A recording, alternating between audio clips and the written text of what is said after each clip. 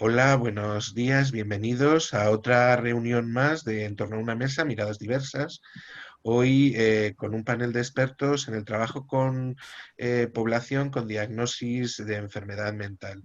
Tenemos con nosotros a Vicenta, que es educadora en el centro, el CRPS Los Cármenes, con una trayectoria de más de 27 años en el trabajo con esa población y con una trayectoria de trabajo en el museo, pues aproximadamente de unos 9, 10 años.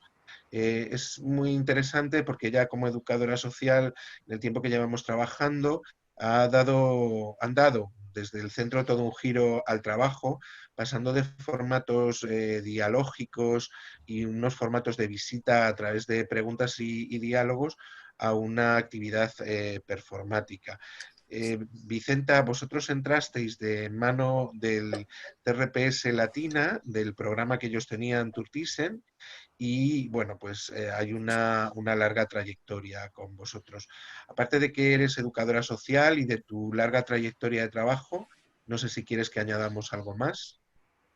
Sí, sí, no, comentar lo que estabas diciendo ahora, que nosotros empezamos colaborando con vosotros con el museo desde el 2013 Ujú. a través de Latina, y el contacto lo hizo nuestra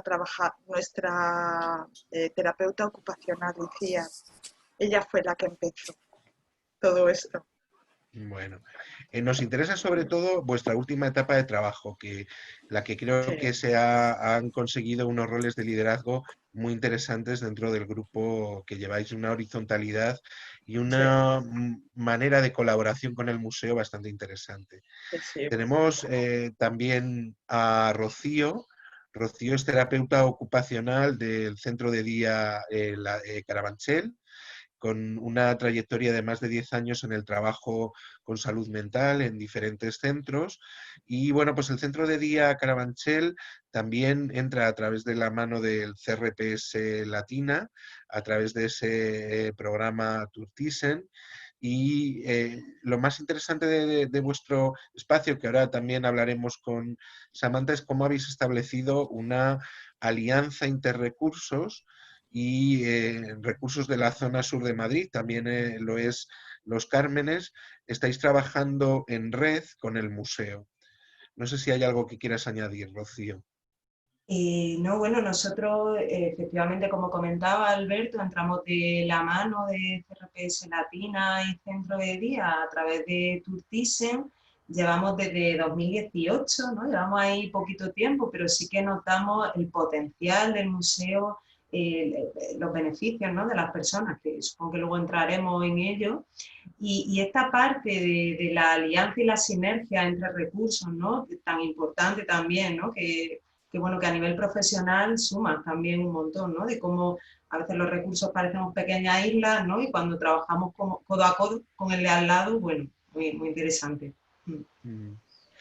Eh, y tenemos también a Samantha, Samantha Rodríguez Tulmo, que es educadora y trabajadora social en el Centro de Día Latina y en el CRPS Latina. Para los que no lo sepáis, bueno, Centro de Día es más fácil entender, pero la nomenclatura es Centro de Rehabilitación Psicosocial de Latina, que depende, vamos a ver si lo digo bien, de la Red de Atención a Enfermedad Grave y Duradera de la Comunidad de Madrid, y bueno, pues que gestionan diferentes entidades.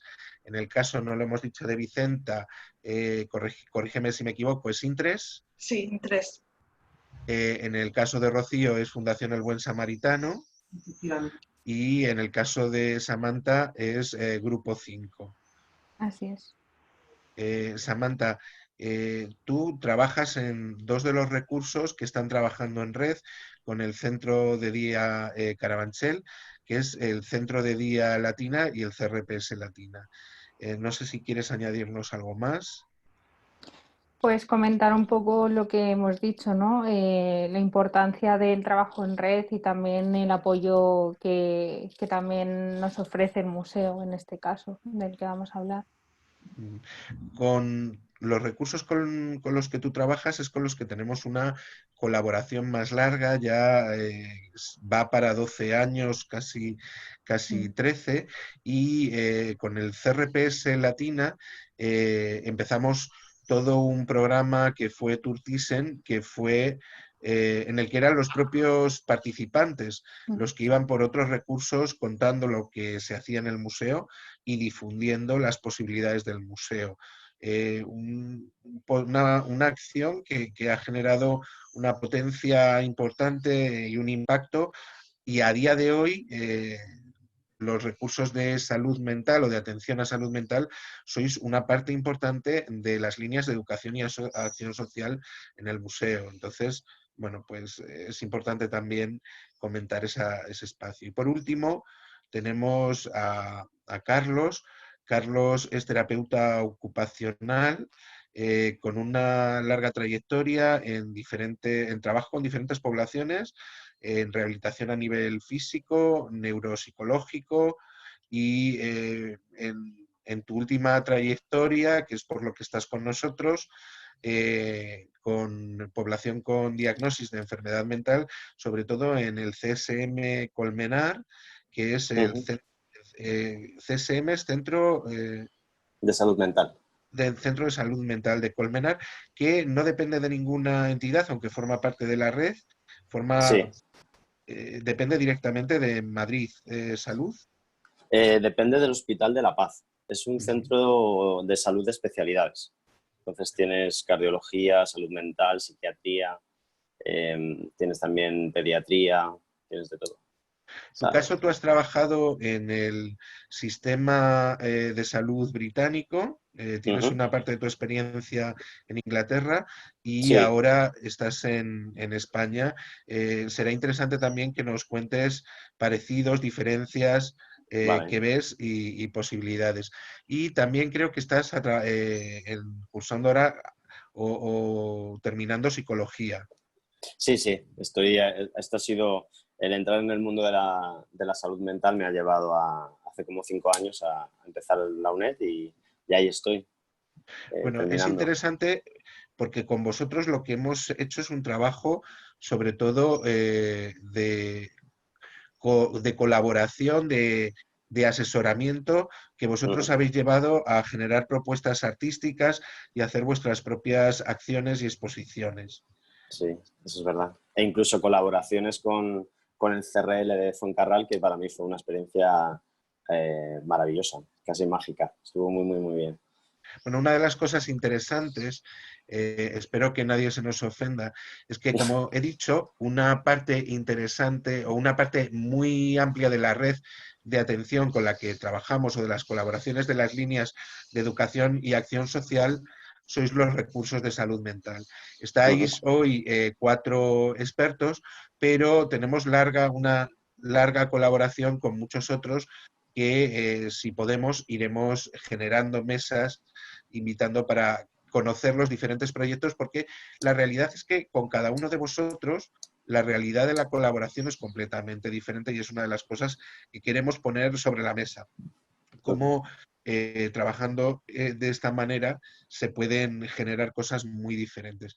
Lo primero, sobre todo para la gente que nos siga y no conozca esta realidad, me gustaría haceros una pregunta que imagino que es complicada. Una o dos preguntas, poneros sobre la mesa. Primero, ¿qué es la enfermedad mental? ¿Qué características tiene la población a la que atendéis? Imagino que son muchas y diversas. Al final las etiquetas es lo que tienen, que son un cajón desastre donde entran muchas cosas muy diferentes. Y sobre todo, ¿qué características tiene? Porque hemos hablado de la red de atención a enfermedad mental grave, crónica y duradera de la Comunidad de Madrid, que ya le podían cambiar el nombre. Hace tiempo creo que se lo deberían replantear. Eso es algo en lo que estamos de acuerdo todos. Pero, ¿qué características tiene y qué enfoque tiene? ¿Y por qué es tan interesante esta colaboración que se da entre los recursos? Y se da con el museo. Pues no sé si alguno queréis abrir. Carlos, que estás en minoría, si quieres, hoy. Hacemos discriminación positiva hacia mí. Venga. Venga, vale. Pues nada, me parece, lo que tú decías, es una pregunta complicada me ha gustado mucho lo que has dicho al principio de que uno llega a la enfermedad mental, ¿no? A trabajar en salud mental con mucho miedo, y cuando llevas un par de meses, 3 meses, te das cuenta que tiene mucho que ver con esa idea, con ese estigma, ¿no? Y con esa labor que tienen los medios de que cada vez que pasa algo siempre se dice esa persona estaba loca o ha tenido un episodio o demás, cuando la realidad de los pacientes es que no suelen ser, en la gran mayoría no suelen ser agresivos.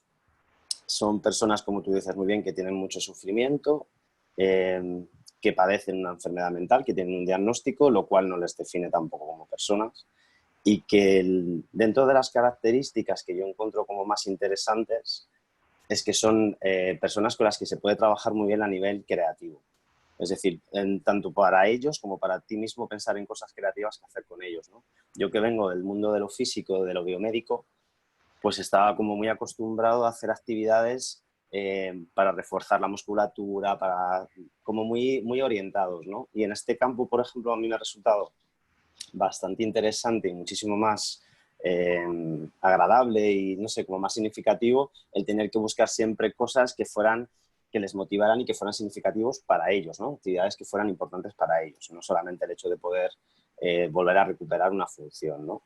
En cuanto al enfoque, pues a mí me da la sensación que tú decías que los centros donde yo trabajo, o la Latina, ¿no? Cuando los llamas centros de día, mucha gente lo confunde con los centros de día para mayores.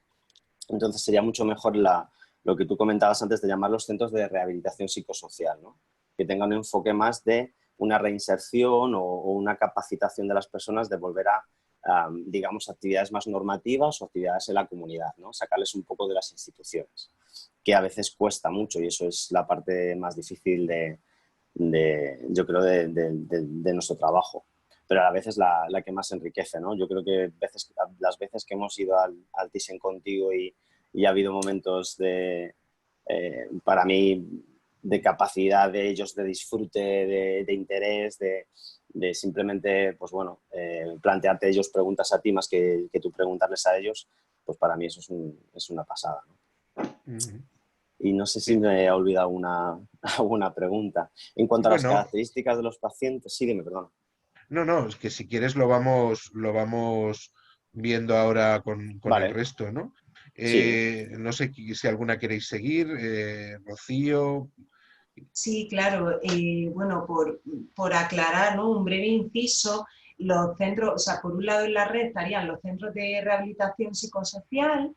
Por ejemplo, Vicenta pertenece a uno que nos puede contar mucho mejor las características de las personas atendidas allí, pero sí que desde la red también se concibe otro recurso como centro de día, que es verdad que yo comparto y entiendo, luego si no Samantha me corrige, es verdad que genera mucha confusión, ¿no? A todos se nos va con un centro de mayores o demás, que son recursos pensados para personas, ¿no? Que siguen necesitando de un lugar de referencia, por así decirlo, para todo lo que han avanzado en su proceso, ¿no? Todo lo que han logrado, bueno, se pueda mantener.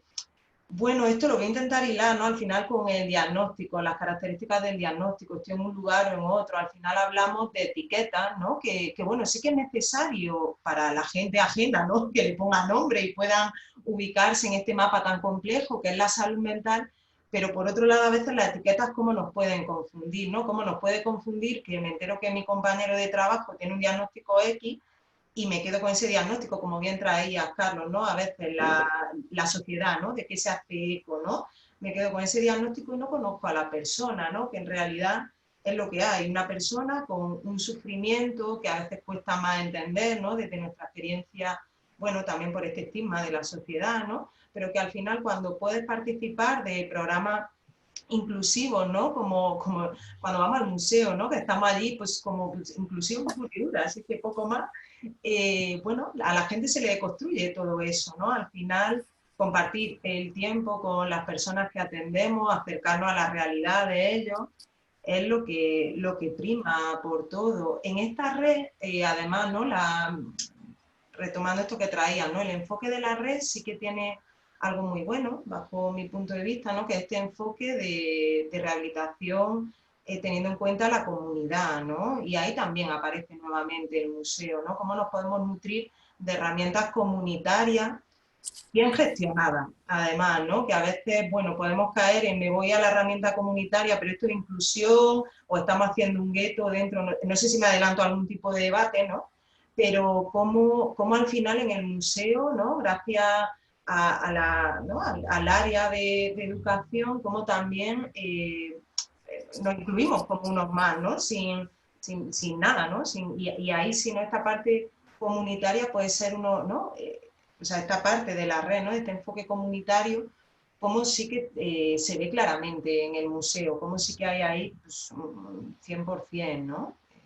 Un poco por ahí. Samantha, ¿quieres seguir tú? ¿Algo que quieres puntualizar sobre lo que estamos hablando?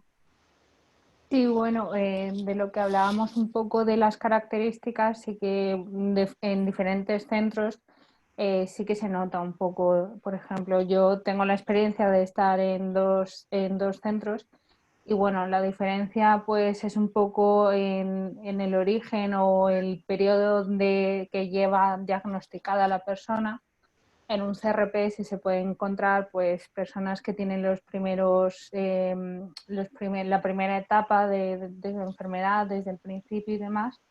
Y bueno, y en un centro de día, pues cuando ya, o sea, ya lleva la etiqueta, el diagnóstico, ya o sea, un tiempo considerable y demás, pero que aún así necesitan tener una estructura, como ha dicho Rocío, como un centro también de referencia también para seguir trabajando diferentes características. Y la verdad es que el museo da pie a trabajar pues lo que hemos dicho, lo comunitario, y también el crear, o sea, el crear una red social para esas personas que muchas veces la población con la que trabajamos carece de esa red social y a través del trabajo que se realiza en los diferentes centros se va unando y se va consiguiendo esos apoyos sociales que muchas veces también es lo que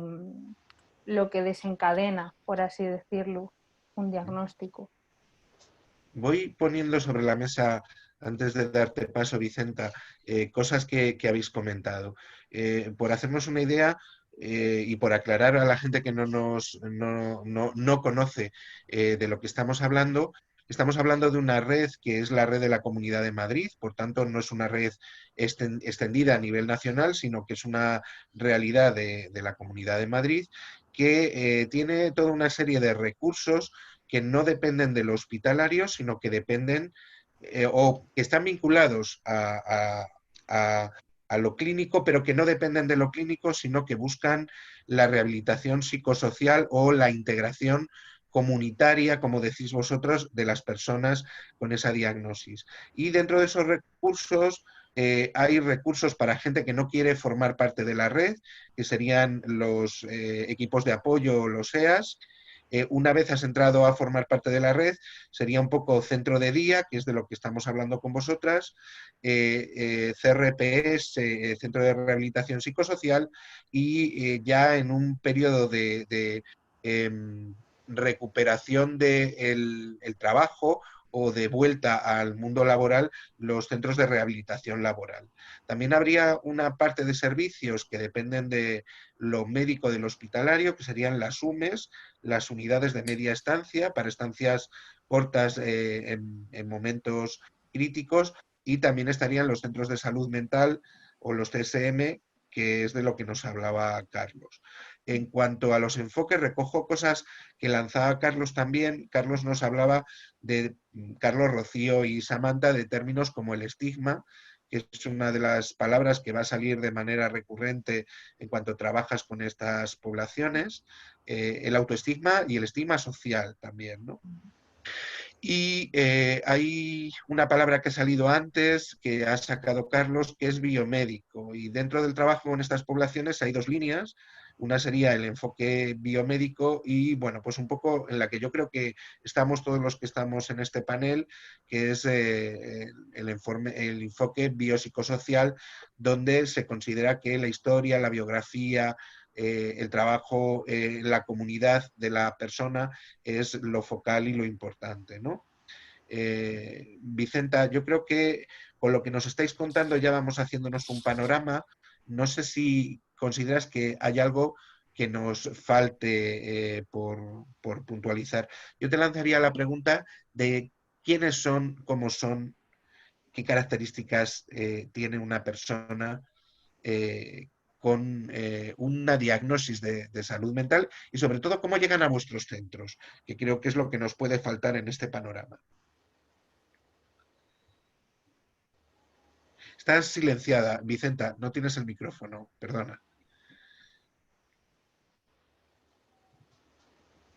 Perdón, Ahora. he dado sin querer.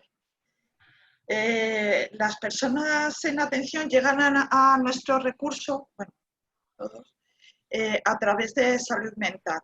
No hay otra manera de entrar, por lo menos en los centros de rehabilitación psicosocial. Es el especialista, psiquiatra, quien deriva a las personas a los distintos recursos. Entonces, la manera de llegar es esa, solamente a través de salud mental. Pero son las personas que llegan a nuestro recurso, pues, puede ser corta o larga trayectoria en salud mental. Y tenemos casos de los dos tipos. Y sobre todo en los centros de rehabilitación trabajamos como dos elementos fundamentales, que es la autonomía, proporcionar y ayudar a que las personas creen estrategias de autonomía y de integración comunitaria. Nos hablamos de integración, integración comunitaria. Entonces, todo lo comunitario, por lo menos en el centro de Los Cármenes, a través del tiempo, porque los centros también han ido cambiando a lo largo del tiempo, ¿no? No es lo mismo cuando yo empecé, que hace muchos años, que lo que estamos haciendo ahora.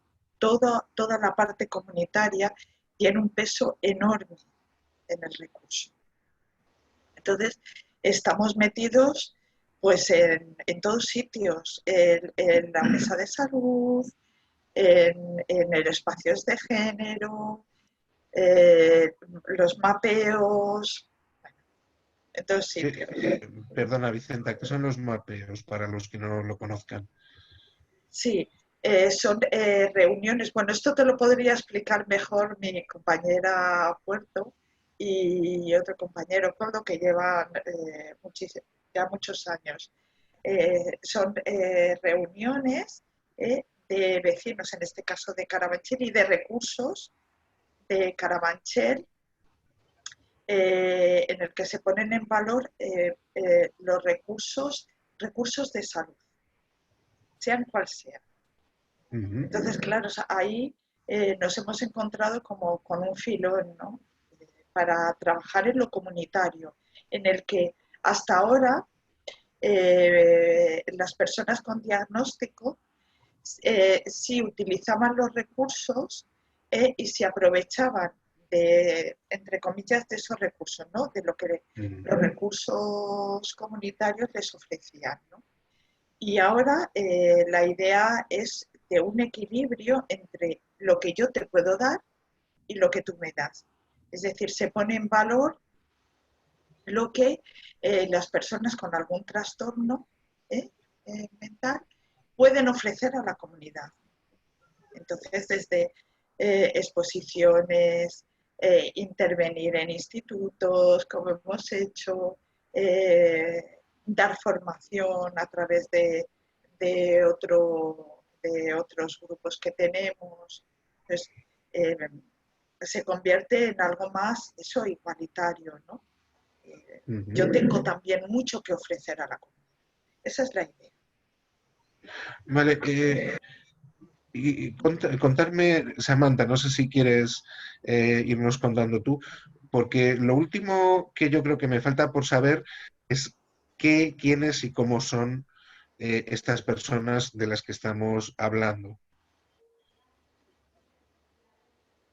Pues, o sea, son, al final y al cabo son personas, o sea, son como nosotros, o sea, lo único, como ha comentado Carlos, tienen sufrimiento, o sea, tienen historias de vida muy, o sea, muy traumáticas, han atravesado muchos traumas, muchas situaciones que es a lo mejor, o sea, lo que viene siendo el entorno es importante también y cómo, o sea, y cómo el entorno afecta también a la persona de forma negativa. Lo que esto también hace que a lo mejor pues con todos, o sea, con todos estos desencadenantes la persona termine con un diagnóstico, por así decirlo. Pero al fin y al cabo son personas. Bueno, entonces no sé si estáis de acuerdo, al menos esa es mi experiencia. Son personas y son un espectro amplísimo en el que puedes encontrar gente con una altísima formación intelectual, Mm. gente con unas capacidades creativas maravillosas, gente muy divertida y gente muy aburrida, gente con una formación básica o gente que el arte o lo creativo no le interesa mucho. Lo que sí que suele haber en común en todos ellos, para mí, corregidme si me equivoco, es una experiencia, la mayor parte de las veces, traumática con el surgimiento de la enfermedad, como nos decía Samantha, y una narrativa de vida que en muchos casos se queda truncada por esas experiencias y por ese paso por los espacios de salud mental que muchas veces tampoco son algo agradable o que son algo que retraumatiza muchas veces a las personas y lo que se está generando a través de los recursos que sois vosotros son marcos de contención, espacios de normalización y un espacio protegido para la reconexión y para la reconstrucción de esa narrativa vital de la persona, ¿no? O sea, lo que suponéis son una serie de apoyos para que la persona pueda volver de una manera protegida en un primer momento a ser dueña de su propia vida. Una cosa que muchas veces ha quedado relegado. Y muchas veces también, que no pasa con otras enfermedades, a partir del diagnóstico, no sé si estaréis de acuerdo conmigo, pero es mi sensación, muchas veces la enfermedad es casi se profesionaliza, ¿no? Ya en el propio título de la red, enfermedad grave y duradera, se da por hecho como que es algo que no, de lo que difícilmente vas a poder salir o desprenderte. No sé si hay algo más que queréis apuntar en torno a todo esto que hemos puesto sobre la mesa.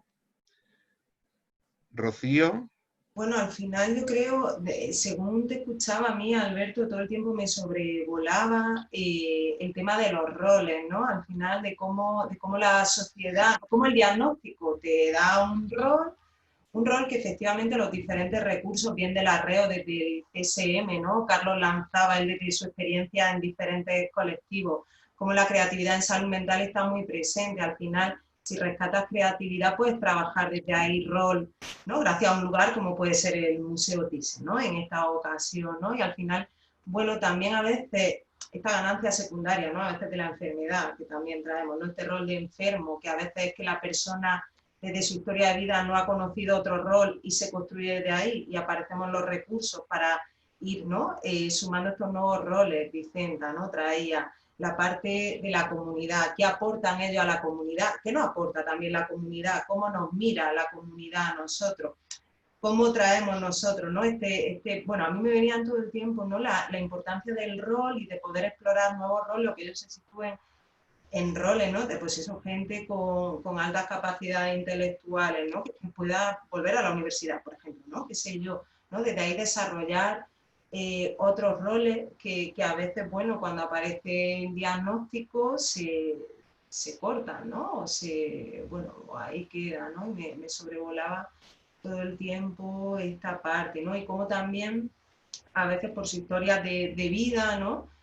cómo al final el dar una, ¿no?, una relación más sana desde ahí, como a mí me venía también mucho esta frase que a veces usamos los profesionales, ¿no?, de cómo el vínculo puede sanar, ¿no?, como al final que otra persona me mire con otra mirada y eso, bueno, pues nosotros podemos conocer más, somos expertos, trabajamos en salud mental, pero la sociedad en general ahí tiene un peso muy importante y poder hacer cosas hacia la comunidad, ¿no?, cómo cambia la mirada al final, cómo se sana desde ahí, ¿no?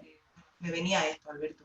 Una pregunta que yo os lanzaría a todas y todos es si hay culpa, sentimiento de culpa en estas personas que tienen este diagnóstico, si hay problemas de autoestima, si hay sensación de una narrativa vital rota o interrumpida y si hay añadido a todo eso dolor y sufrimiento.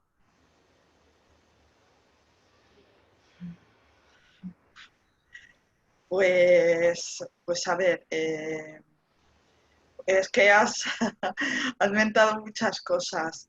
Sí hay en algunas personas, no podemos generalizar, pero sí hay a veces algún sentimiento de culpa en el que se pone sobre la mesa, ¿no?, el qué he hecho yo, ¿no? Y no haber podido como desarrollar tu proyecto de vida, ¿no? Entonces, también las narrativas sirven mucho para contarte tu propia historia, entender lo que ha pasado y en el fondo poder perdonarte a ti mismo. O sea, es todo como un proceso de análisis personal. A ver, a mí no me... Bueno, a mí no nos gusta hablar de enfermedad mental, porque la enfermedad va unido a que algo físico en el cerebro está mal, ¿no? Nos preferimos, pues yo qué sé, hablar o de trastorno mental. Bueno, hay muchas maneras de nombrarlo, ¿no? Pero enfermedad, ¿no? Porque es como esta visión, el concepto biomédico, ¿no? Algo tienes mal. Y no es así. Es Bueno, tu propia experiencia de vida, te ha llevado en ocasiones a tener vivencias que las demás personas no las tienen. Y tú sí. Es interesante y yo creo que apuntas algo, el tema de la terminología, que sí que crea unas fronteras muy ellos, nosotros, y que crea unos roles que nos ponen en unas situaciones también a veces un poco absurdas, ¿no? Sí. Yo siempre soy partidario, no sé qué pensáis vosotros, de pensar a las propias personas dentro de una comunidad o que llevan esa etiqueta, cómo quieren ser nombradas, ¿no?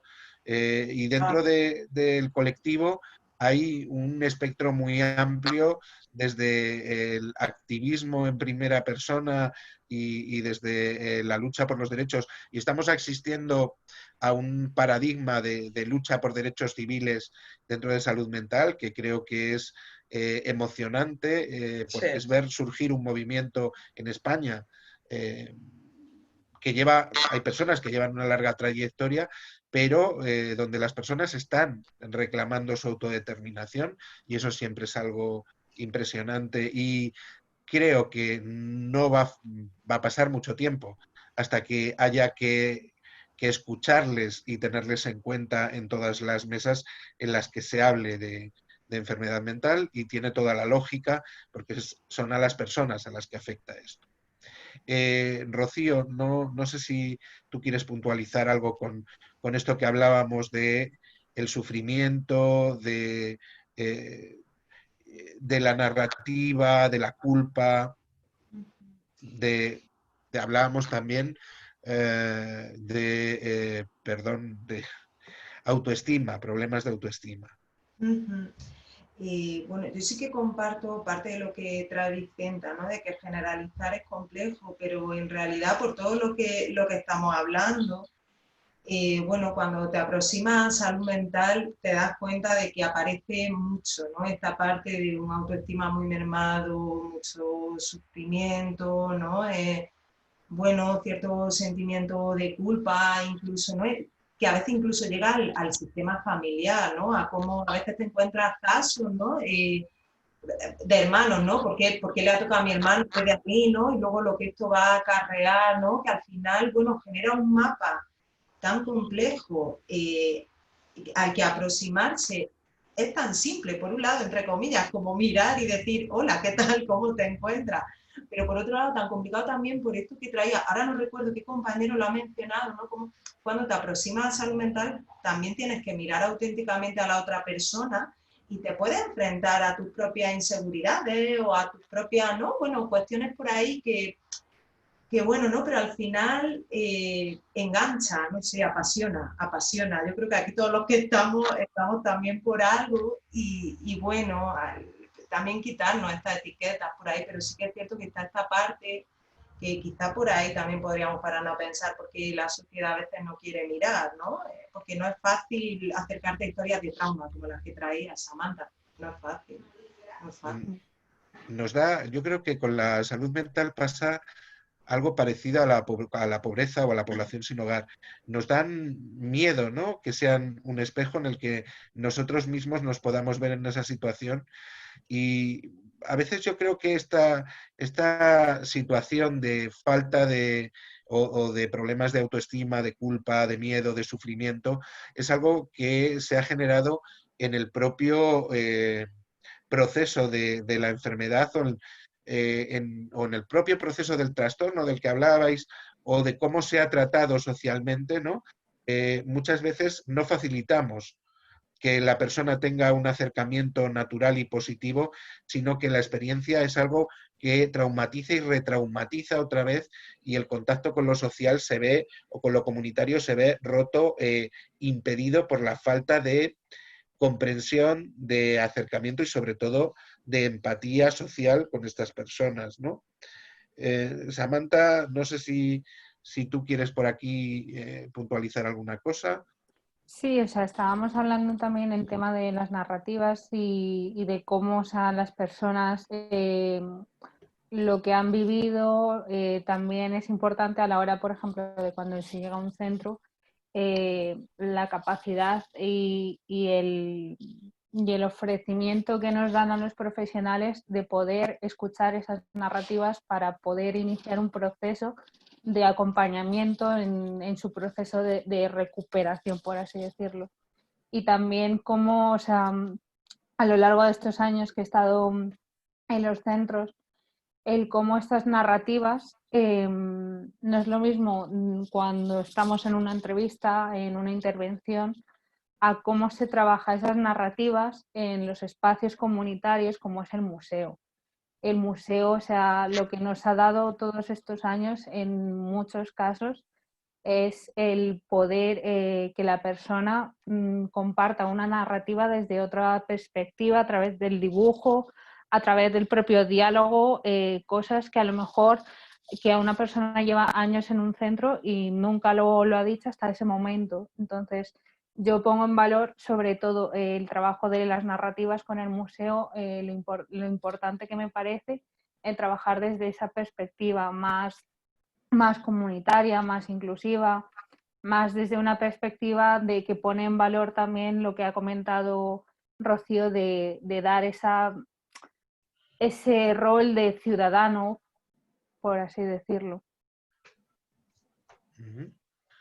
O sea, es una vuelta a ejercer, primero poner sobre la mesa esas narrativas, ese trabajo con lo proyectivo que tiene el museo y con cómo la persona desvela su propia historia y cómo se abre a compartir cuestiones que a veces han sido dolorosas para la persona en un momento determinado, lo que produce una sensación de acompañamiento y de cuidado del grupo.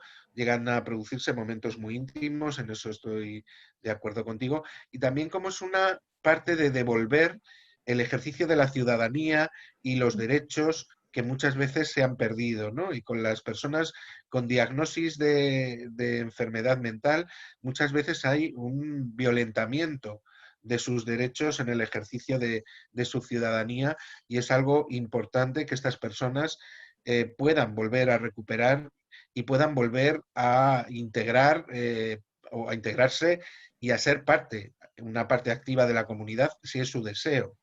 Que no olvidemos también que, igual que no lo hemos dicho, pero el participar o no en estos recursos es algo que depende también de la voluntad de la persona.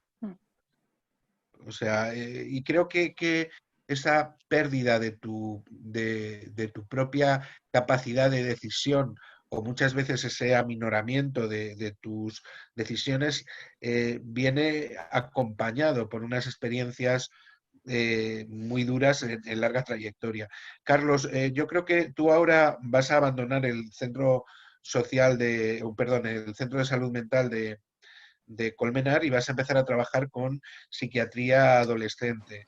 Creo que es importante, ¿no? El nuevo enfoque, porque para muchas personas ya no hay posibilidad de recuperar lo perdido en ese trayecto a través de los recursos de salud mental, ni de evitar esa situación traumática.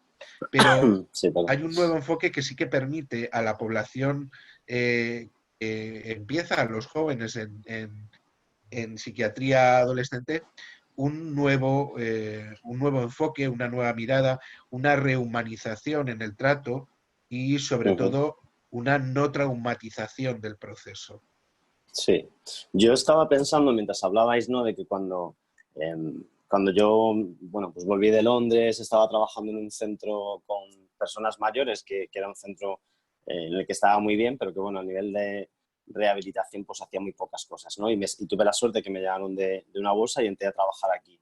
Entonces, lo primero que me dijo todo el mundo es como, ostras, te vas a un centro de locos, ¿no? Te van a pegar, te va a pasar algo, son violentos, ¿no? Esa idea. Y me hace mucha gracia que mi experiencia ha sido completamente opuesta, y ahora que me han llamado para meterme en un centro de adolescentes, vuelve a aparecer ese miedo y vuelve a aparecer también esa idea, ¿no? De que los adolescentes todos son muy agresivos, son insoportables, es la peor época de tu vida, no hay nada que hacer, ¿sabes? Esas ideas ahí como preconcebidas que muchas veces en la sociedad se tienen, ¿no? Y me ha resultado como muy curioso. Yo reconozco que tengo miedo porque nunca he trabajado con adolescentes, no por el hecho de que sean adolescentes, al revés, creo que el hecho de que sean adolescentes me parece muy interesante, porque si lo miramos a nivel biomédico y neurológico es el momento en el que más formación sináptica hay, ¿no? Que sea, que si vamos a conseguir algo es el mejor momento. Son intensos, seguro que no me voy a aburrir, ¿no? Pero creo que también va a ser un colectivo, una parte de la población que como decía antes Samantha, si vinculas bien, seguro que entran al trapo a todo lo que se nos ocurra y lo van a disfrutar mucho, ¿no? Y una cosa que quería decir antes es del trabajo que yo he hecho contigo, Alberto, cuando hicimos toda la exposición y tenía mucho que ver con fotografías, con retratos, ¿no? con el autoconcepto, con la imagen que tenemos de nosotros mismos. Había una paciente que lo explicaba muy bien en el vídeo que nos hizo el CRL, que decía, claro, es que si yo tengo diabetes, nadie me culpabiliza por ello, ¿no? Pero si tengo una depresión y llevo 7 meses sin levantarme de la cama, sí que hay un mensaje constante de la culpa la tienes tú no estás haciendo nada por curarte, ¿sabes? ¿No? Es como que me resuena mucho eso, el que les culpabilizamos y a veces sin darnos cuenta de tienes que cambiar, ¿no? Bueno, es que si yo tengo psoriasis no lo puedo cambiar, ¿no? Pues esto es igual, esto es una dificultad que la tengo que trabajar, que es diferente, ¿no? Pero sí que pasa mucho. No sé si Bueno, te contestaba a lo que me sí, preguntabas, pero bueno, no, sí. y pasas enlazas con lo siguiente. Yo hay algo que me enfada bastante, y es este énfasis en las psicologías positivas mal entendidas. Creo que la Totalmente. psicología positiva es algo maravilloso cuando está bien trabajada, pero esta especie de psicología a pie de calle, de tú puedes, con esfuerzo lo consigues todo, anímate, hoy vas a tener un día estupendo, sonríe todo el tiempo, Mr. nada, Wonderful, ¿no? sí. Sí.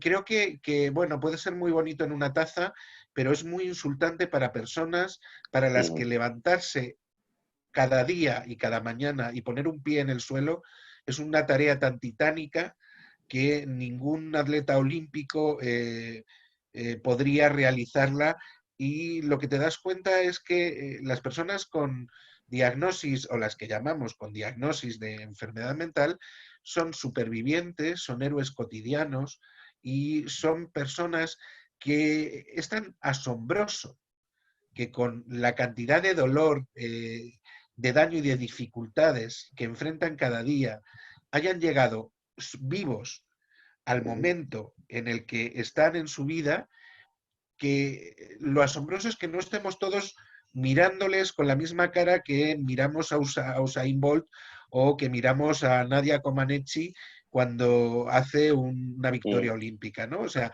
la ovación social que tendríamos que dar a la persona por sobrevivir cada día y por estar ahí y por seguir agarrándose con uñas y dientes, muchas veces se convierte en incomprensión, se convierte en silencio, se convierte en mirar para otro lado, en no querer escuchar, que en la base del sufrimiento de esa persona a veces hay un hecho traumático del que esa persona no es culpable y que ha construido una estructura para sobrevivir y para seguir aquí, ¿no? Y muchas veces la locura es la última barrera de supervivencia de la persona.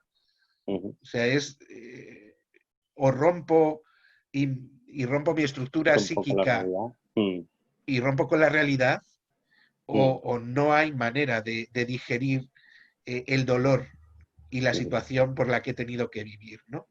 Sí. Entonces, me parece que ya con este panorama del que hablábamos, decía Colina, que es un psiquiatra que a mí me fascina, que si algo caracteriza a las personas con diagnosis de enfermedad mental es un sufrimiento psíquico de tal profundidad que ninguno que no lo hayamos vivido lo podemos llegar a entender, ¿no? Tú hablabas de cómo hemos trabajado con vosotros, o de la parte en la que hemos trabajado con vosotros en el museo.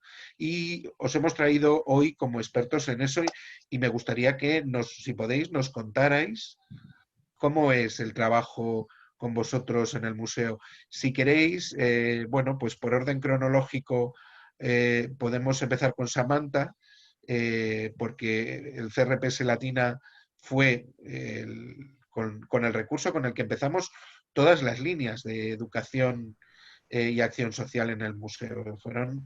Han sido nuestro socio primigenio siempre. Entonces, Samantha, si nos quieres contar. Bueno, o sea, el inicio no lo puedo contar mucho porque, bueno, yo he estado más bien estos últimos años, y de estos últimos años sí que destaco, bueno, el trabajo en red que se ha seguido, que se ha mantenido en este foco que ha sido el CRPS Latina, que, bueno, que ha colaborado también con otros a través del Tour Thyssen, que tú lo puedes contar mejor, Alberto. Pero bueno, luego también en estos últimos tiempos se ha hecho una coordinación a nivel sur con varios centros, con el Centro de Día Latina y principalmente también con el Centro de Día Carabanchel, en donde la verdad es que el que pudiese entrar y colaborar al Centro de Día Carabanchel, yo creo que ha sido también como un aire fresco a lo que se llevaba haciendo estos años, también para replantear cosas, replantear los modos en los que se ha trabajado con el museo, que ha sido desde el principio algo muy dialógico, muy desde la palabra, a trabajar también elementos más sensoriales, más plásticos también, que es otra línea que ya que se ha llevado durante también tiempo. Y también en la última etapa, lo que hablábamos antes también, el del cómo dar ese también empoderamiento a las personas y saltar también hacia el planteamiento de los derechos de la propia persona. De hecho, estábamos en los últimos meses antes del confinamiento, estábamos trabajando derechos humanos y salud mental, con un manifiesto que tenemos ahí. Y bueno, o sea, yo creo que ha sido bastante enriquecedor el trabajo, y la evolución también. El llegar a este punto donde se está planteando, o sea, nos estamos planteando los derechos humanos que que las personas con diagnósticos han visto que ni siquiera los tenían, o que se han visto violentados, o incluso diversas situaciones también vividas en los que han carecido de esos derechos, y cómo también ellos lo ponen de manifiesto y son capaces, o sea, de expresar libremente, quiero esto, o sea, lo necesito. Y cómo también el habitar el museo les ha favorecido en este sentido para poder expresarse en esta línea. Hablas de un trabajo que ahora imagino que nos profundizará Rocío, dialógico, y un trabajo sensorial. Porque algo que es una realidad habitual es que en el museo, cuando vamos, lo que nos dedicamos es a mirar y hablar. Ya es un avance que te dejen hablar en el museo y que te dejen opinar y que no haya alguien que te cuente lo que tienes que ver, pero sí que hay muchas personas que en los grupos no se sienten cómodas participando, o no sienten el impulso de hablar. ¿Y qué pasaba con esas personas? ¿Dónde las dejábamos? Y lo que hemos descubierto es que a través de trabajos sensoriales que atañen a su biografía personal y a su narrativa a través de los cuadros del museo, se desvelaban unas narrativas, y de repente esas personas que no participaban en pie de igualdad con otras, con unas narrativas vitales que muchas veces nos asombraban y nos dejaban un poco en shock de ver a alguien que normalmente no habla, que no para de hablar, ¿no? Eso es interesante. Y una de las cosas que hablabas en cuanto a la vulneración de los derechos, a mí una de las cosas que más me llamó la atención, o que más me llama la atención de las personas, es que cuando cogen confianza, de lo que te das cuenta es que a lo que están acostumbradas es a que no se las escuche, y que muchas veces han renunciado a hablar porque tienen la sensación de que da igual lo que vayan a decir, porque no importa. Y entonces, cuando empiezan a hablar de sus relaciones eh, con toda la estructura de la red, con la medicación, que sería otro tema, cuando empiezan a hablar de determinadas cosas, te das cuenta que son muy conscientes de todo, pero que lo que tienen es la sensación es de que nadie en el sistema les escucha. Entonces, no sé si esto lo compartís o no, pero que es como una sensación muy generalizada. Entonces, creo que uno de los derechos principales sería el de ser oído y el de ser tenido en cuenta, ¿no? El de existir, al fin y al cabo, el de poder elegir. Rocío, no sé si tú a todo esto... Bueno, yo también todo el tiempo me venía, ¿no? Cuando en 2000, bueno, nosotros sí que conocimos el programa hace más años, me cuesta ubicarlo, por Tour Thyssen, vinieron aquí a contarnos la experiencia, como bien comentaba al inicio, y ahí se plantó la semillita, que nunca había empezado a florecer hasta que en 2018, bueno, de Latina nos vuelven a lanzar ahí la invitación. Y lo primero que nos viene también es como estas sinergias que establecemos al final, hilándolo con el museo, como el cambio de entorno y de contexto, como que también las personas que nosotros atendemos de repente vean que van a otro lugar, donde allí se facilita, ¿no? Mediante pues esta parte que traíamos, ¿no? Diseñando programas de manera conjunta, intentando responder a sus necesidades y potenciar esta parte creativa. Bueno, cómo ellos se permiten sacar cosas, bueno, se permiten o salen cosas, no sé, ¿no? Allí en el museo, o incluso con profesionales o con compañeros del centro de día o del CRPS Latina, ¿no? Como al final salen, que a veces también se da, ¿no? Como hay un microcosmos, ¿no? Un cierto momento ego, ¿no? De mi ombligo, ¿no? Y cómo ven que hay más mundo, por así decirlo, fuera de las cuatro paredes de Carabanchel, que sí, que son muy bonitas, no vamos a decir que no, pero cómo ahí se permiten sacar esta otra parte, ¿no? Y cómo gente efectivamente, generalmente pasiva, se permite con un compañero de otro recurso, que ya sea profesional o sea persona atendida, compartir una narrativa mediante a veces una experiencia más dialógica, a veces una experiencia más sensorial, o esta parte del trabajo, ¿no? Con el manifiesto de derechos que también venía en este momento, ¿no? Donde como bien mencionaba antes Alberto, hay tanto activismo en salud mental, se empiezan a defender otros modelos de atención, a intentar integrar otras perspectivas, ¿no?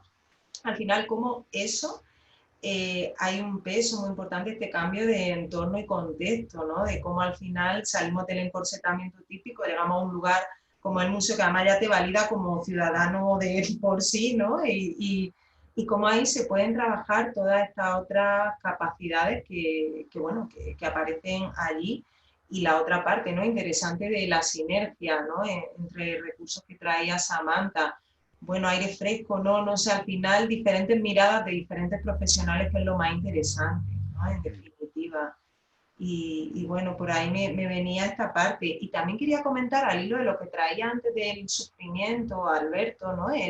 Cómo en el confinamiento ellos, o sea, sufrimiento no, perdón, supervivientes, cómo en el confinamiento ellos han sido un ejemplo para el resto, o sea, la gente que estamos en contacto, no sé si lo compartiré, pero la gente que estamos en contacto con gente con diagnóstico, cómo han sido un ejemplo para nosotros, ¿no? Como, o sea, tanto tiempo señalándolo y ahora tenemos que pasar por este momento tan difícil para todos, permanecer confinados y cómo ellos, era lo más natural, ¿no? Cómo han demostrado una vez más ser unos supervivientes y un ejemplo, ¿no? Para el resto bueno, que lo traen en su narrativa, lo traen cuando participamos en acciones en conjunto y demás, pero es que en este último periodo nos ha sido muy llamativo. Al final ahí poner en valor eso.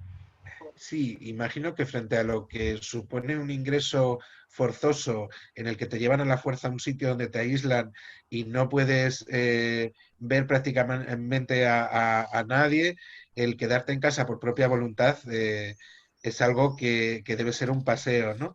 Y nos habéis comentado, y a mí me hacía mucha gracia, cómo muchas veces ellos se han convertido en los que nos tranquilizan a los demás y nos dicen, no pasa nada, ¿no?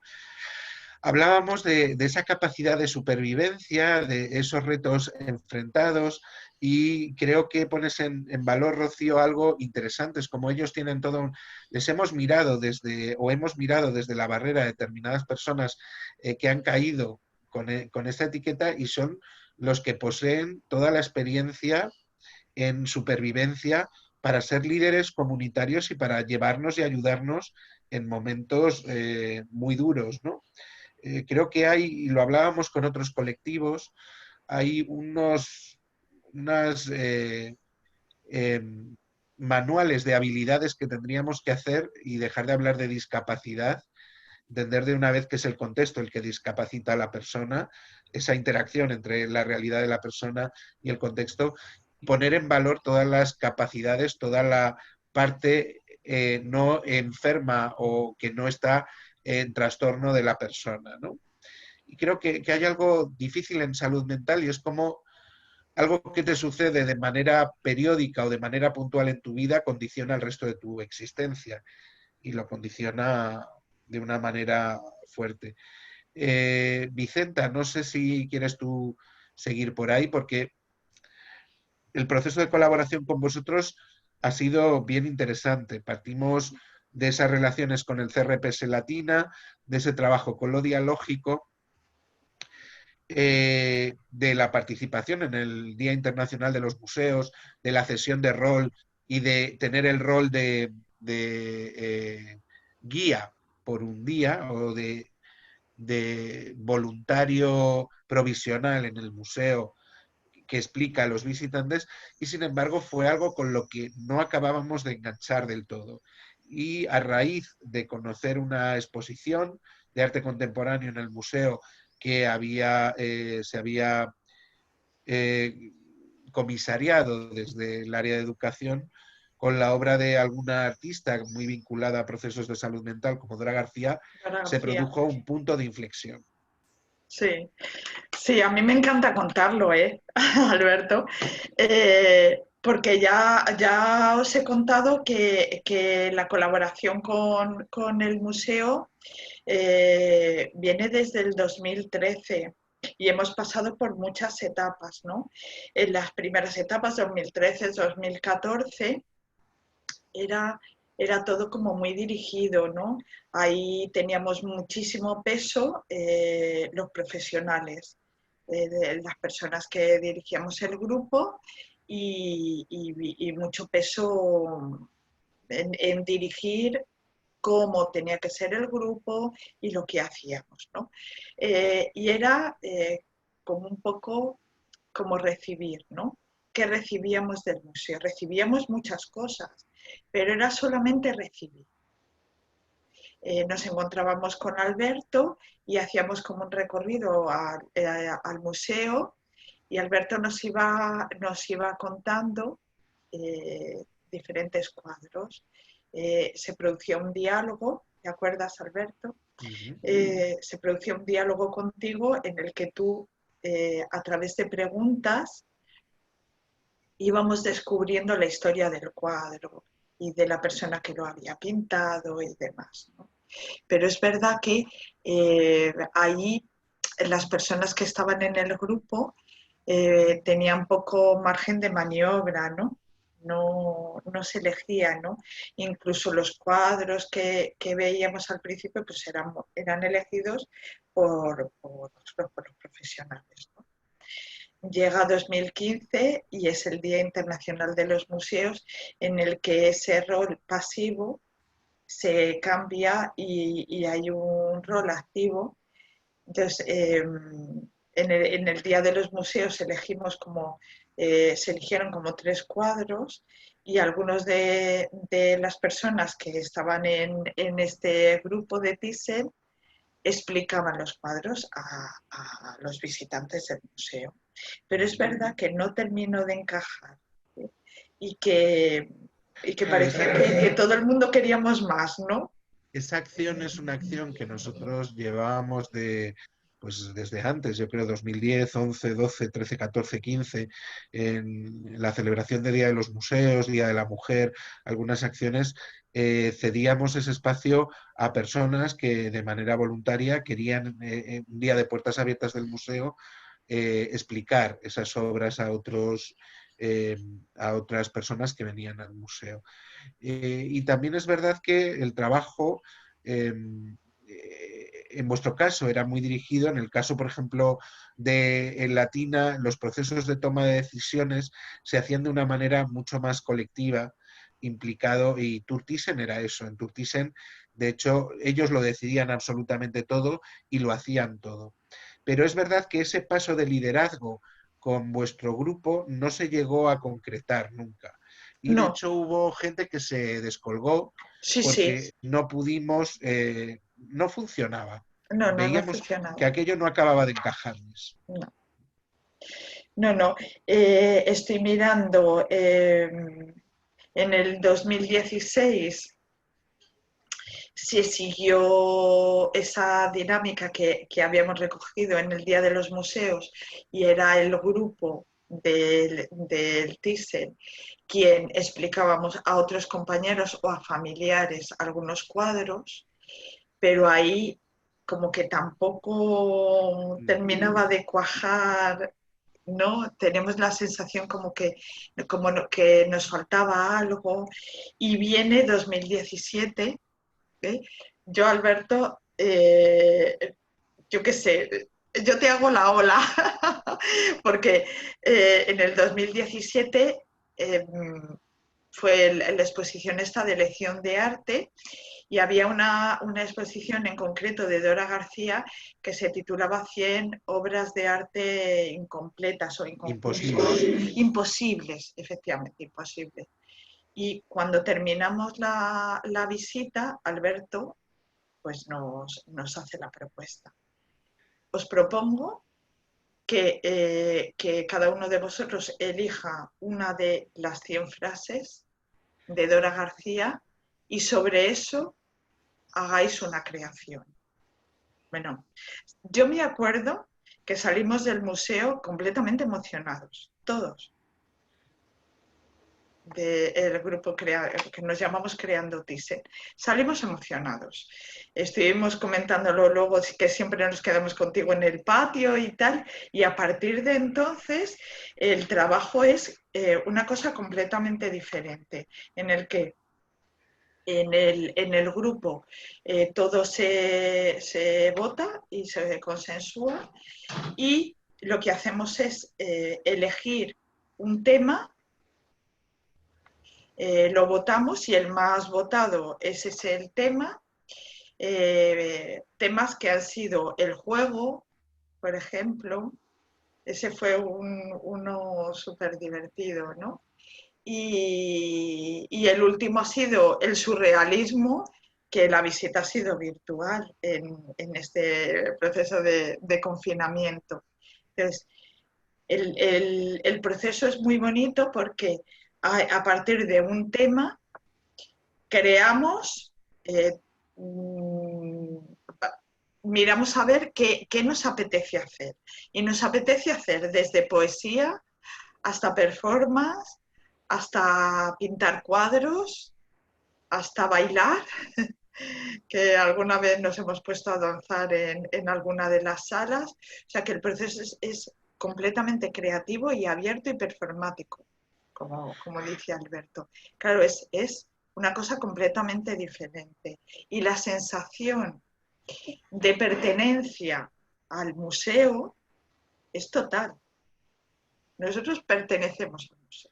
Claro, creo que lo más interesante de lo que estáis planteando es que la propuesta ya hace tiempo con Latina nos ha pasado en otro formato y también en cómo la red se va expandiendo y cómo las personas se implican, pero creo que lo más interesante es cómo vosotros sois los que traéis la propuesta al museo y la consensuáis y hay algo muy, muy horizontal donde se están empezando a implicar también las familias Sí. de fuera y hay algo que sucede. Y sobre todo creo que sin quererlo, de lo que no son muy conscientes es que a través del juego lo que están ejerciendo es un rol de creadores plásticos, Sí, porque sí. hemos hecho manifestaciones en el museo, hemos hecho juegos, intervenciones del espacio, instalación, y están accediendo a lenguajes de arte contemporáneo y a expresiones de arte contemporáneo del rol de creadores sin ser muy conscientes de ellos y sin creérselo mucho, aunque cada vez son más conscientes y más cuidadosos de que no todo vale y que no quieren hacer cualquier cosa. No, no. Entonces, eso es muy interesante. Sí. Vemos que hay toda una serie de posibilidades de trabajo, toda una posibilidad de confluencias de red, de escenario. Y bueno, Carlos, me gustaría que nos explicaras un poco, porque es tu recurso o el CSM Colmenar, el que nos falta por entender cómo han sido los procesos de trabajo con vosotros.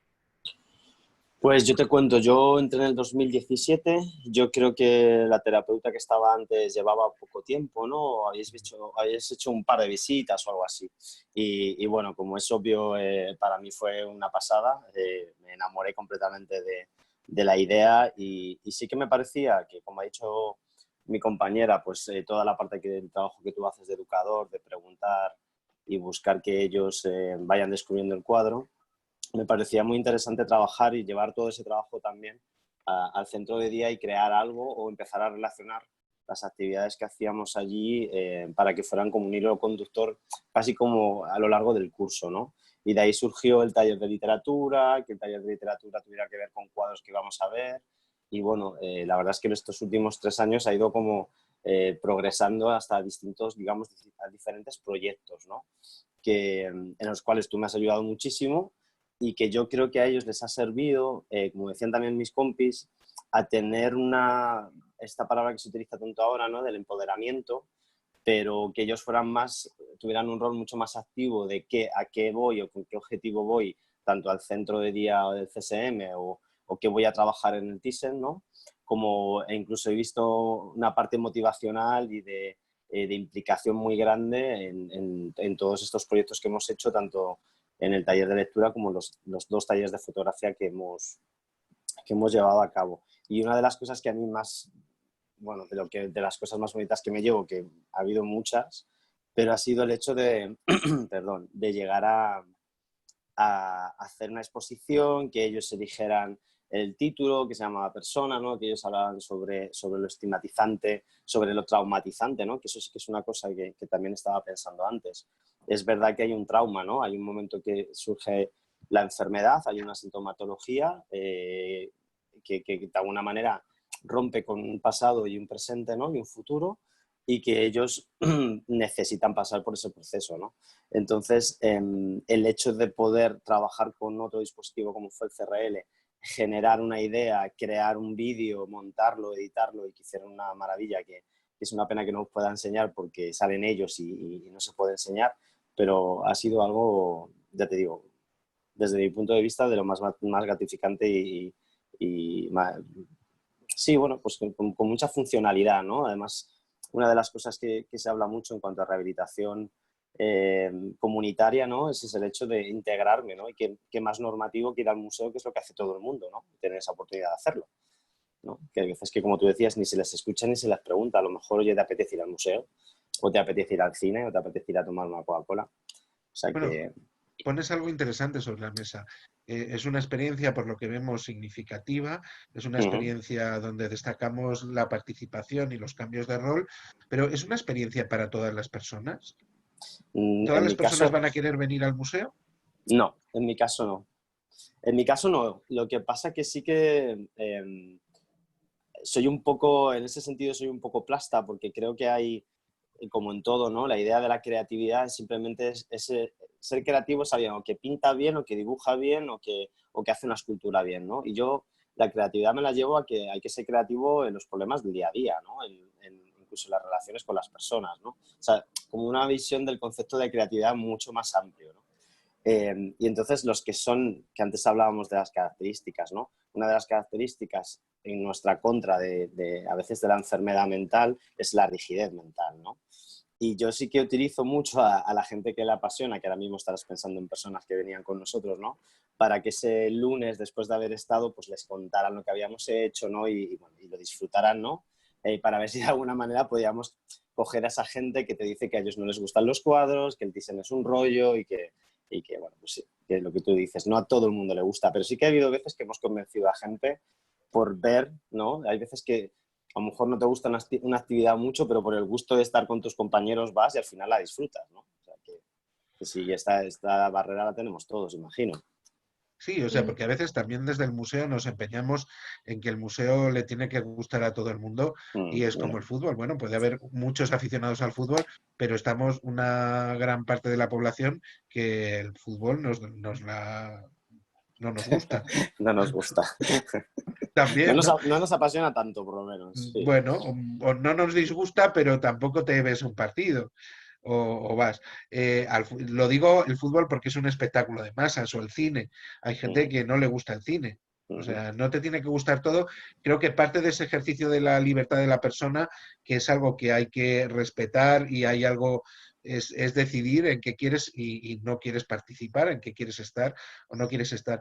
Pero sí que es verdad que con las personas con las que funciona, rescato una experiencia que hemos tenido algo hace poco, por ejemplo, de alguien que empezó a participar en una actividad de novela gráfica. Samantha la conoce muy bien porque es de su recurso. La perdimos en la tercera sesión y pensamos que habíamos perdido a esa persona y sin embargo al final la persona ha hecho una devolución en la que ha escrito su propia historia y ha hablado de un proceso personal muy doloroso para ella y del que no había hablado en años. Y a través de algo que pensábamos que habíamos perdido a la persona, descubrimos que la participación simplemente ha tenido un impacto y ha sido detonante de todo un proceso de desvelamiento, de recuperación y de proyección. Lo que implica que muchas veces queremos que la persona esté con nosotros todo el tiempo y a veces simplemente el participar en algo ya funciona, ¿no? Me gustaría preguntaros a todos y todas, ¿qué aporta el museo en vuestro trabajo? ¿Cualquier museo vale o necesitamos que haya algo en el museo para que os pueda servir como escenario y herramienta? Pues yo creo que no todo vale y enlazando con lo que decíais antes, no todo el mundo quiere, pero yo sí he constatado que las personas que nos han dicho que sí están completamente entusiasmadas con lo que hacemos. Y el trabajo es total con el museo. Todas las semanas vienen y hacen un trabajo profundo en grupo. O sea que una vez que se dice que sí, es que sí, total. Por la experiencia que tenemos, no todos los museos funcionan igual. Yo creo que Thyssen nos ha permitido tener la sensación de que no se habla de integración comunitaria, sino se habla de inclusión comunitaria. Estamos incluidos dentro del museo. La sensación que decía antes de pertenencia, de que el museo me da, pero yo también doy. La sensación de hacer grupo, de crear algo en común, pero no solamente nosotros como grupo, sino incluido el museo, incluido tú, Alberto, en el que hay una conexión muy profunda, ¿no?, de lo que hacemos. Y luego la sensación total de bienestar, o sea que cada vez que terminamos un proyecto, empezamos con un proyecto, elegir tema, cómo lo vamos a hacer, y terminamos con la visita en el museo. En todo ese proyecto, al final hay una sensación total de bienestar por haber hecho algo grande. Y así nos lo dicen. Entonces, claro, es que también para las personas profesionales que estamos ahí en el grupo, Alba y yo, pues es una sensación como muy, muy, muy placentera, ¿no? De que estamos haciendo algo junto con el museo, algo grande. Samantha. En nuestro caso hay una cultura ya de pertenencia en CRPS, somos los del Thyssen, las propias personas se nombran a sí mismas. Y bueno, o sea, también yo creo que esto funciona principalmente por el trabajo, o sea, que hay detrás también el trabajo en red que tenemos con el museo, y que dentro del propio museo existe este proyecto, este programa de educación social, bueno, que lleváis vosotros los educadores, y que nos permitís que el trabajo en sí sea integral y ajustado a las propias necesidades de las personas, porque en otros museos a lo mejor sí que hay programas para que puedan ir, pero como hemos comentado antes, cerrados, en el que vas a la visita, esto es lo que hay y ya está. Lo que da el Museo Thyssen, lo que dais vosotros a nivel profesional, o sea, para mí es importantísimo el poder adaptar, el ajustar, el tener una evaluación continua en cada reunión de coordinación de los profesionales. Para mí o sea, creo que es una de las cosas más importantes, aparte también de la otra cara de esa cultura ya de pertenencia que tienen las propias personas que habitan el museo, y que, o sea, a lo mejor por probar alguna cosa nueva, o sea, han sido las personas que ya llevan mucho tiempo en el Thyssen también las que han ido, pues es un poco hablando con la experiencia con los otros compañeros, de incluso motivando, de vente, o sea, vente al museo, pruébalo. El diálogo en sí entre ellos, y también luego el grupo que se ha creado entre Centro de Día de Carabanchel, del de Latina, y el CRPS, también lo veo, lo respiro como algo muy positivo, lo que ya ha comentado Rocío también, el sentimiento este grupal que habita un museo, en el que van a hablar de cualquier temática, y cómo el poder de la palabra cambia también. Rocío, no sé si te Claro, apetece. sí, al hilo de lo último además que traía Samantha, en concreto, bueno, al final el museo nos aporta o sea, es un lugar de salud, ¿no? Donde nosotros vemos que ellos pueden acercarse a experiencias, vivenciarlas sin sentirse validados ni juzgados, y al hilo de lo que traía Samantha de grupo, ¿no? E incluso reconfortados por un grupo, ¿no? Al final todo ahí es válido, ¿no? Y todo se sostiene y se contiene.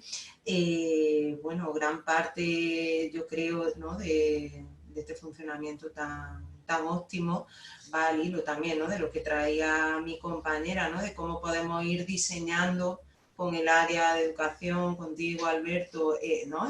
El ajustarnos a las necesidades, a qué requieren para que funcione, ¿no? Y yo creo que otro buen ejemplo de esto, ¿no? Durante este confinamiento, este grupo virtual que se mantuvo, ¿no? Como ahí respondimos a una necesidad, como incluso ha supuesto gente, ¿no? Porque el museo para todo, bueno, hay gente, ¿no? A la que igual no le gusta lo que antes veíamos, pero como sí que en el museo se puede participar de diferentes maneras, donde todas son válidas al final, ¿no?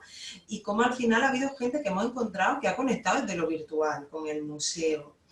Entonces, al final, bueno, aporta muchísimo, que luego si lo aterrizan los procesos de recuperación individuales de cada uno, esto que hablamos al inicio, ¿no? Como este cambio de rol, como este, ¿no? Que me miren de otra manera, bueno, ¿no? Hace que se vea ahí todo el potencial, ¿no? Del museo como herramienta rehabilitadora, ¿no? No solo como lugar de ocio, sino como elemento, ¿no?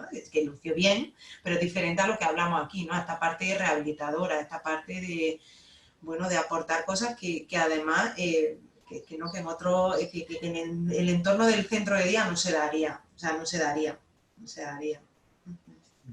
Nos habláis de una simbiosis ideal entre los recursos, cómo cambiando el punto de vista del museo, que de por sí ya es un espacio interesante para la gente que le gusta, cómo mirar arte es un espacio proyectivo, cómo trabajar arte es un espacio también que permite a la persona mapear y cartografiar su ser y entenderse a sí misma y plasmarse y comunicarse a sí misma, ¿no? Pero como entidades públicas y estas alianzas entre el sector de la cultura y el sector de lo sociocomunitario lo que hacen es potenciar una red de espacios sociales donde si se genera a través del diálogo aumentamos el potencial de todos los agentes implicados, incluida la propia persona a la que entendemos como centro y agente de todo eso. Siempre me fascina. Carlos, para terminar un poco, ¿cómo entiendes tú todas estas relaciones? ¿Qué te aportan a ti como profesional y qué aportan a las personas con las que has trabajado? Bueno, yo me gustaría, o sea, responderte primero lo que les aportan a ellos, que creo que al final nosotros como profesionales, todo lo que han dicho mis compañeros, estoy completamente de acuerdo, ¿no? La sensación de identidad de grupo, de pertenencia, hacer una actividad más normativa fuera del centro, ¿no? Y de desinstitucionalizarles un poco. A mí lo que me ha aportado mucho, y volviendo también al tema que decía Rocío, que para mí ha sido una bomba, el hecho del grupo que tú hiciste virtual, que era difícil, ¿no? Porque no todos nuestros usuarios, o en mi caso, gente más mayor que no tiene tanto control con el móvil, que suele ser el rango de gente más interesada en el tema del teaser, ¿no?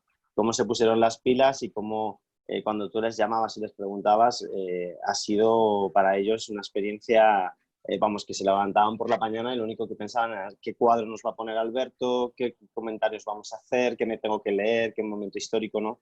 Qué más significativo y qué más gratificante que eso, ¿no? Que le hemos hecho una etapa que ha sido para nosotros muy difícil, de esa manera tan chula que se os ocurrió hacerlo a través de un WhatsApp, darles a ellos pues casi un sentido, ¿no? Para levantarte y decir, bueno, ya sé que por la mañana voy a hacer esto y además es algo que lo disfruto. O sea, es que no solo te puedo decir cosas positivas, la verdad. Y creo que hay muchísimas más cosas, ¿no? Lo que decías de las aplicabilidades del arte, que no se puede aplicar para todo, yo es que lo sigo viendo como casi obligatorio, ¿no? Ni necesario, es que debería ser una obligación, más que otra cosa.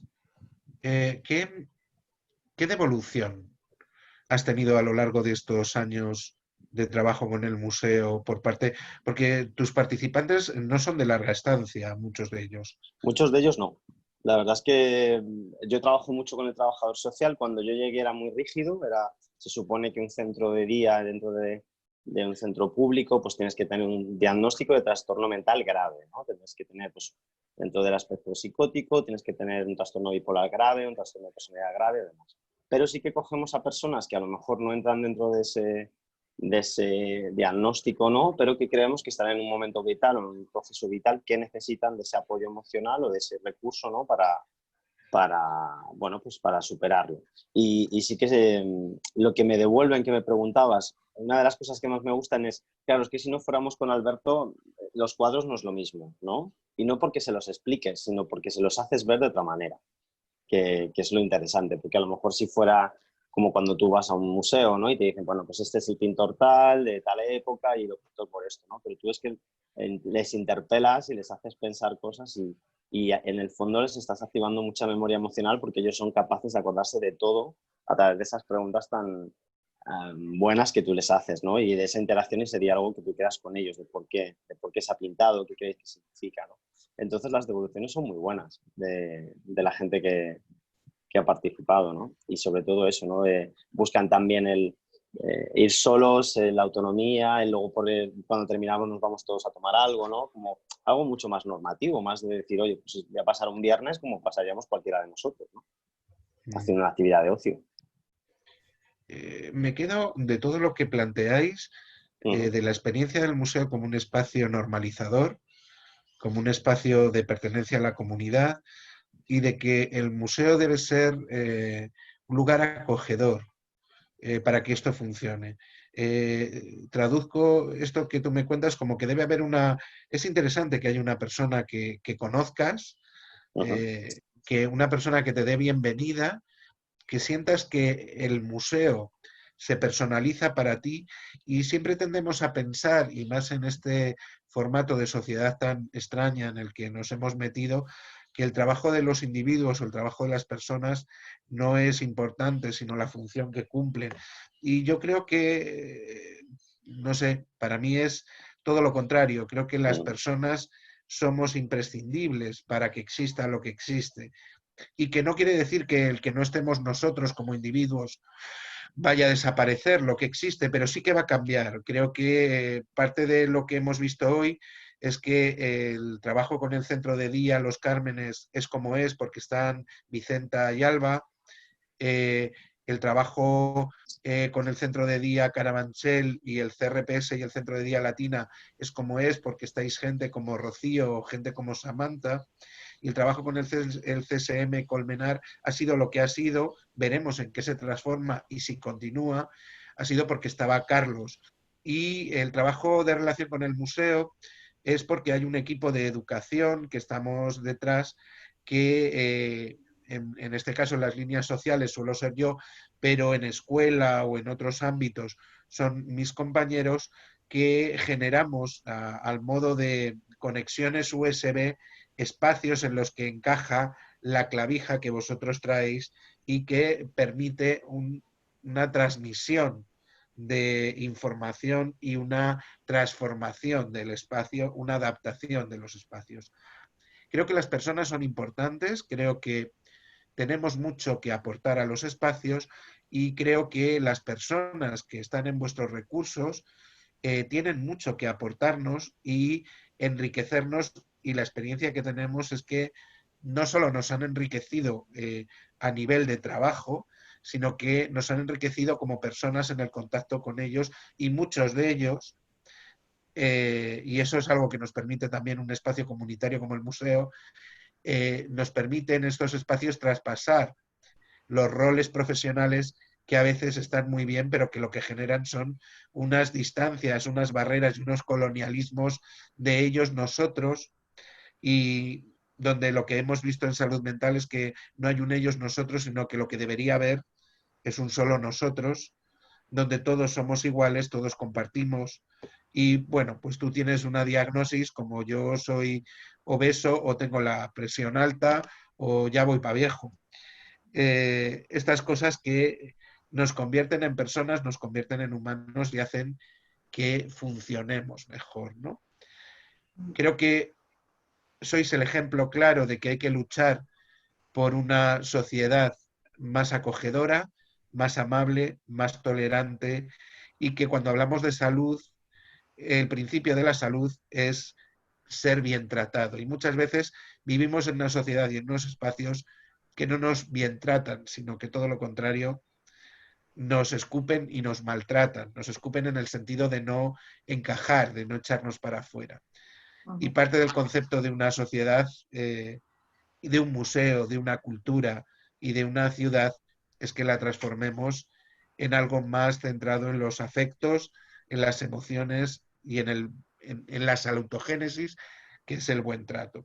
Quería daros las gracias por esta charla y por estos años de trabajo tan intenso y tan hermoso que hemos compartido con vosotros y con otros profesionales. Un lujo y un placer. Y bueno, nos vamos a ir despidiendo ya porque Rocío también tiene una intervención. Así que si queréis decir algo para ir cerrando. Bueno, dar al museo las gracias a través de ti. Os habéis convertido en un activo de salud para los Cármenes, para las personas que estamos en los Cármenes, y la sensación de pertenencia es total. O sea que nada, solo esperar que sigamos caminando. Bueno, para nosotros también sois un activo importante dentro de la comunidad del trabajo. Vosotros y otros recursos que, por desgracia, no podíamos hacer una multiconferencia, pero que trataremos de irlos presentando en otras charlas también. Rocío. Y yo quería sumarme al agradecimiento por múltiples cosas, pero también ahora, sobre todo, por una vez más, se ve como el museo aboga por visibilizar a un colectivo tan invisibilizado como puede ser el de salud mental, trastorno mental grave. Bueno, por ahí muchas gracias, porque al final la gente se acerca y lo ve, ¿no? Que es lo que hablábamos al inicio, ¿no? Que esto también es muy necesario, y como el museo una vez más genera este espacio para ello. Así que muchas gracias. Sami, no sé si quieres alguna última reflexión de despedida. Yo me sumo al agradecimiento por parte del museo a través de ti. Y nada, voy a citar a Ana con la frase de creer para crear. O sea, que esto, o sea, al fin y al cabo, si no creemos, no podemos crear, y esta creación que estamos llevando a cabo con el museo durante todo este tiempo es, o sea, maravillosa. Y bueno, el poder también, el seguir creciendo, el que como hemos avanzado ya también, el hacerlo ya de todo inclusivo, que no sea no sea solo de salud mental, sino sea por el interés del arte, las personas que puedan acceder al museo, en este caso. Ese proceso en el que estamos intentando romper esos grupos segregados por etiquetas, ¿no? Y generar espacios de intereses, que es lo que debería ser. Pero también creo que es necesario. O sea, esto es como, yo siempre he pensado que es como cuando te compras un pez, hay un momento en el que tienes que meter en la bolsa en la que viene el pez en el acuario para que cojan la misma temperatura.